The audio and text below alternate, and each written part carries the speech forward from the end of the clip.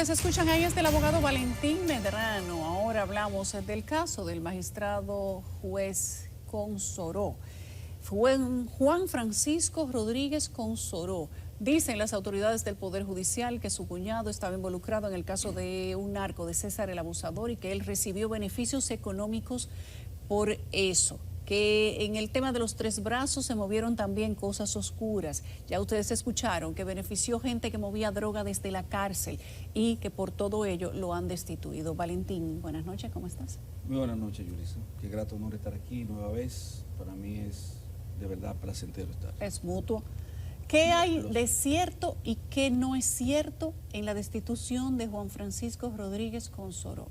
Lo único cierto con respecto a la destitución de que fue objeto el magistrado Juan Francisco Rodríguez Consoró es que fue destituido. Eso es lo único cierto. Eso es lo único cierto. ¿En lo demás? En lo demás todo es incierto. De hecho, te acabo de enviar un documento que pueden poner en pantalla cuando tú consideres, porque la primera de las preguntas que tú te haces y que yo sé que se ha hecho la gente a raíz del acontecimiento y de la tratativa que se le ha dado desde el punto de vista comunicacional, es de que este señor está ligado a una familia aparentemente de personas que cometen delitos. Dice, él se involucró en un allanamiento que le hicieran a su cuñado, que está involucrado en el caso de César el Abusador. Nada más falso que eso. De hecho, no es cierto. ¿Qué no es cierto? ¿Que se involucró o que el cuñado estaba involucrado?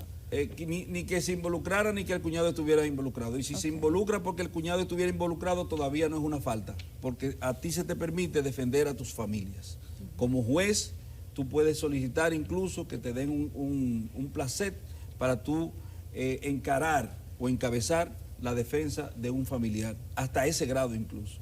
Pero tú tienes la documentación que es una acusación que se le presenta a una persona diferente al cuñado, y si buscas el nombre del cuñado que aparece ahí, verás que es un simple testigo en ese proceso que se le lleva a una persona. No es cuñado ni está vinculando. No, es su cuñado. Sí, es su cuñado. Es su cuñado que aparece como testigo, lo tienes ahí el documento, pero ¿qué ocurre? Ese caso tiene que ver con el señor César el Abusador, porque aquí hay nombres rimbombantes que se usan para amedrentar, para crear morbo, para llamar la atención. Pero ese caso, en lo absoluto, ni siquiera tiene que ver con narcotráfico ese caso, pero en lo absoluto tiene que ver con el caso de César el Abusador. Es un caso que se lleva en la jurisdicción de La Vega. Véelo ahí, lo tienes ahí. En la jurisdicción de La Vega. Y el cuñado del juez destituido sí es parte del proceso, pero tú sabes, no parte, sí está, se encuentra dentro de los legajos probatorios del proceso como un simple testigo a cargo del Ministerio Público.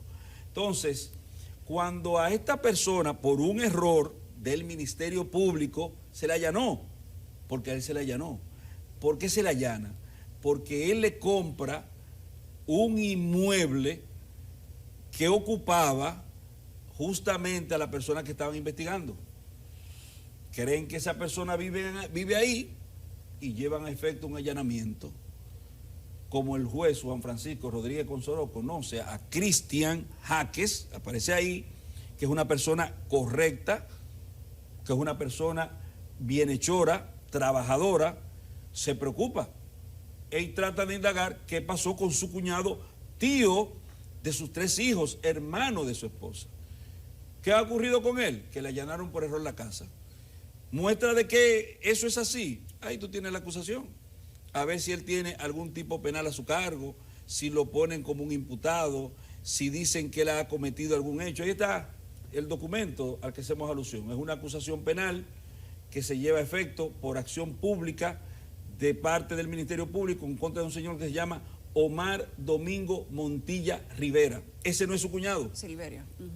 ¿Es Silverio? Sí, Silverio. Perdóname, tú sabes, no ando con la lentilla. Pero ¿qué ocurre? Ese no es su cuñado. Si sigue buscando más hacia abajo, verás que se propone como elemento probatorio testimonial al señor Cristian Jaques. Entonces, el morbo, el intento de hacer daño, de ajar, de afear, de afectar la imagen de una persona, el buen nombre, hace que se ceben con desinformaciones. ¿Qué es lo que ha ocurrido? Ese es el primer caso al que tú haces alusión. El segundo, que el juez Juan Francisco Rodríguez Consoró aceptó dinero recibió dinero y es un acto de irresponsabilidad de parte del Consejo del Poder Judicial, un acto muy irresponsable, porque indefectiblemente que ellos no están en condición de jueces, no dejan de ser jueces. O sea, el Consejo Superior del Poder Judicial actúa como un ente de enjuiciamiento de acciones disciplinarias, es decir, que están dentro del marco de lo administrativo. Ellos no son un tribunal, no es un ente jurisdiccional para sancionar crímenes o delitos, sino que simplemente están procurando ver si se ha cometido faltas graves, es decir, que están dentro del ámbito administrativo sancionador, dentro del ámbito de lo disciplinario. Pero indefectiblemente de ellos, ellos no dejan de ser jueces. Y tú como periodista, por ejemplo, ¿cuál es el lead periodístico? ¿Qué tú tienes que probar al momento de tú dar una información? ¿Cuáles son las preguntas que hay que hacerse? ¿Quién, cuándo, cómo, dónde? ¿Verdad? Ellos dicen que el juez recibió dinero. No te dicen quién se lo dio, no te dicen dónde se lo dio, no te dicen cuándo se lo dio, ni absolutamente ninguna de las preguntas del lead investigativo. Pero ocurre que eso no ocurrió. Porque la persona que sirvió la información, porque fue el receptor de la misma, que es un oficial de la Dirección Nacional de Control de Drogas, que dice que durante un estadio que estuvo en prisión, la persona que presuntamente dio el óvulo, el dinero, él escuchó una llamada telefónica que se produjo donde él estaba hablando con una persona que se presume que es un caco ligado al mundo de las drogas y que él le pide un dinero para darle un óvulo a no sé quién. Ahora, esa persona fue interrogado por la Inspectoría del Poder Judicial. Por eso yo digo que hay responsabilidad de la más grave y deleznable y nauseabunda por parte de la institución que debe dar a cada quien lo que le corresponde. Por eso que uno ve que en la intentona digo, porque aunque consumado es, intentona porque no es una cláusula de cierre desde el punto de vista procesal, porque hay recursos. Pero ese mismo oficial fue interrogado por el por el inspector del Poder Judicial. ¿Y tú sabes lo que le dice? Yo no tengo constancia de que a ese juez se le haya dado un peso. No es una duda, es una afirmación y los documentos están en el proceso. También te lo voy a hacer llegar absolutamente todo. Todo cuanto yo estoy afirmando aquí está sustentado en elementos de prueba. Pero la Inspectoría del Poder Judicial dijo, inclusive hay un documento que es lo que resume todo lo que se dio con la investigación del magistrado Consoró, y dice que comprobaron faltas graves, gravísimas, al punto de confirmar que hubo corrupción en algunos hechos que dieron como consecuencia las evacuaciones de sentencias del magistrado Consoró. ¿Cómo se emite un documento así sin tener pruebas? Partiendo de lo que tú estás diciendo. Pero esas son las mismas faltas graves que ellos dicen que se cometieron. Una de las faltas graves, porque es interesante también verlo un poquito más atrás. No quedarnos en la simple superficie o la superficialidad de si se dio o no se dio. Porque, como te dije, ellos dicen se lo dieron y hasta dicen que él fue a Santiago y que en Santiago lo recibió, pero no dicen dónde, quién, cuándo, cómo, nada, absolutamente nada. Es un supuesto. Ellos parten de una suposición. Usted fue a Santiago, la persona era de Santiago, allá le dieron unos cuartos. Pero ocurre que la única persona que investigó ese proceso, ese específicamente, te dice a ti que eso no ocurrió, o que él no tiene constancia que haya ocurrido. Ahora bien, vámonos un poquito más atrás. ¿Qué fue lo que ocurrió? ¿Por qué el juez está en cuestionamiento? Porque el juez le dio a esa persona una libertad. ¿Pero por qué le da la libertad? La libertad, desde el punto de vista procesal, procedía. Debo explicarte que el ámbito de discusión de una medida de coerción tiene que ver específicamente con presupuestos, si la persona está en condición de presentar presupuesto suficiente, que le indiquen al juez que no reviste en él peligro de fuga. Esta persona tenía peligro de fuga. ¿Qué es peligro de fuga? Una persona que no tiene domicilio, no tiene familia, no tiene a nadie y no tiene vínculo con la sociedad. Pero este señor tenía una situación muy especial. ¿Tú sabes cuál? La más interesante de todas. El hecho presuntamente punible ocurre mientras él está preso en Barahona. Él está preso.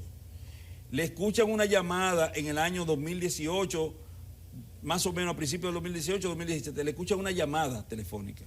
Presuntamente, esa llamada telefónica da como resultado que 2 personas fueran arrestadas con un alijo de cocaína y esas personas fueran sometidas y hasta condenadas. ¿Y dónde está esa persona que hizo la llamada? Todavía preso. Pero ocurre que esa persona preso no es tomado por el Ministerio Público y llevado al proceso de las otras 2 personas y enjuiciado y subsecuentemente condenado. No, él se queda preso. Pero ocurre lo siguiente, esa persona salió por un acuerdo con el Ministerio Público.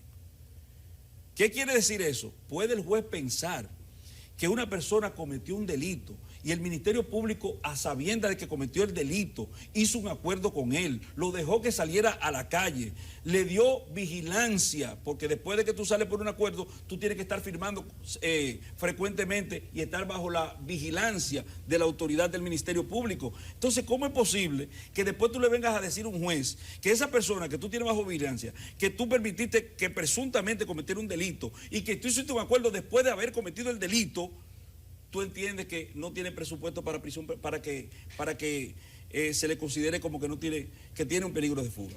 ¿Hay algún argumento de ustedes respecto de la sentencia de los 3 brazos, que es mencionada también en el informe? Y la sentencia de los 3 brazos, para que tú veas, fue la que inició todo, ¿verdad? Sí. ¿Tú viste? Todo este escarceo comienza, el juez despachó a la gente de los 3 brazos y salió un magistrado diciendo que es una sentencia vergonzante y va a haber consecuencias, y la consecuencia vino. Pero presuntamente no fue el Ministerio Público que puso en movimiento la acción, sino que la acción la puso en movimiento presuntamente la Inspectoría del Poder Judicial. Pero ocurre que esto deja mucho que desear de la Inspectoría, del Ministerio Público y de todo el sistema. ¿Por qué? El caso del 2019, que es el caso que te mencioné ahora mismo, de la persona que estuvo preso, todas esas cosas. Pero ¿por qué usted tuvo que esperar a que hubiera otro caso para usted someter ese proceso? O sea, yo estoy lidiando con un juez que es presuntamente corrupto, presuntamente, pero ¿por qué usted tuvo que esperar que pasara otro acontecimiento cuando usted tenía presuntamente elementos de prueba suficientes para incoar una acción disciplinaria y no lo hizo? Usted también es cómplice por omisión. O sea, Poder Judicial, Inspectoría, Consejo del Poder Judicial, ustedes son cómplices por omisión. Ahora bien, ¿qué pasó con el caso de los 3 brazos? Que ese es uno de los procesos por el que el magistrado ha sido absuelto por el Consejo del Poder Judicial. Él no está condenado por eso. Él no está condenado en lo absoluto por eso. Pero, como el interés, que es lo que él dice en su instancia, en su epístola, no es otro que el de afectar la buena imagen del sistema de enjuiciamiento penal, pero con la intención solapada, dicen ellos que solapada, yo digo que eminentemente clara, determinada, a sojuzgar a los demás jueces del sistema de enjuiciamiento penal, mandando un mensaje retorcido de lo que debe ser el respeto a la independencia y a la imparcialidad, que son los ejes en los que se funda el sistema de aplicación de justicia en la República Dominicana y en el mundo. ¿Qué sigue después de esto? Ya tienes una defensa bastante positiva en favor del magistrado Consoró, se sabe las quejas que ha dado el Ministerio Público en su momento, aunque no directamente a él, la evaluación que ha hecho el Poder Judicial y lo ha encontrado, dicen ellos en su escrito, que culpable de actos de corrupción y de situaciones irregulares, dice el expediente. ¿Qué sigue para el magistrado Consoró, que ya está destituido? Sí, antes de, si tú me permites, yo quiero que tú te intereses, Yulisa. Te lo pido por favor, porque a mí no me interesa que nadie se haga una idea, sobre todo de un proceso, a partir de el discurso que desde el punto de vista procesal nosotros venimos a elevar a un escenario como este. pero tú que eres una acuciosa investigadora, que eres objetiva y responsable, muy responsable, yo quisiera como que tú te hagas una encuestita alrededor del Palacio de Justicia. Desde la salida de Alejandro Vargas del Palacio de Justicia no hay un juez más respetable y admirable que el juez Juan Francisco Rodríguez Consoro. Pregúntale a los abogados, pregúntale a los usuarios del sistema de justicia. Ahora, eso obviamente que afecta de alguna forma, sobre todo a las personas que tienen actitudes mediocres. Eso afecta, pero lo puedes preguntar por ti sola. Manda a una persona encubierta y pregúntale a los abogados del sistema de justicia de la República Dominicana a nivel penal en el Distrito Nacional, qué consideran del juez Juan Francisco Rodríguez Consoro. Ahora, ¿qué es lo que procede? Lo que procede es sencillamente recurrir la decisión. Es un acto administrativo, esto no es una sentencia, es una decisión administrativa y por vía de consecuencia se instituye en acto, que es recurrible de conformidad con la ley 107-13, la ley 247-12, al Tribunal Contencioso Administrativo. Hacia ahí nos dirigimos nosotros para que el Tribunal Contencioso Administrativo examine los méritos del recurso que nosotros vamos a incoar. ¿Qué podría ocurrir con el examen que nosotros esperemos que se dé? Bueno, que anulen esa decisión y que ordenen la restitución del juez. Si no lo anula el Tribunal Contencioso Administrativo, seguimos para la Suprema Corte de Justicia. Si la Suprema Corte de Justicia no hace justicia, pues continuamos para el Tribunal Constitucional. Y si el Tribunal Constitucional no hace justicia, vamos a la Corte Interamericana de Derechos Humanos. Ahora, lo que yo te puedo asegurar es que no hay manera que un tribunal de verdad de la República Dominicana, si es meramente imparcial e independiente, no anule ese desaguisado. No hay manera. No hay manera. Bueno, gracias Valentín por darnos una opinión, la opinión de la acera del frente de lo que está pasando, porque solo había interesada. Sí, interesada, sin duda. Pero en este caso debo decir interesada porque Juan Francisco Rodríguez Consoro es mi amigo desde la universidad y mi compadre. Así es. Bueno, gracias al abogado Valentín Medrano que ha estado con nosotros.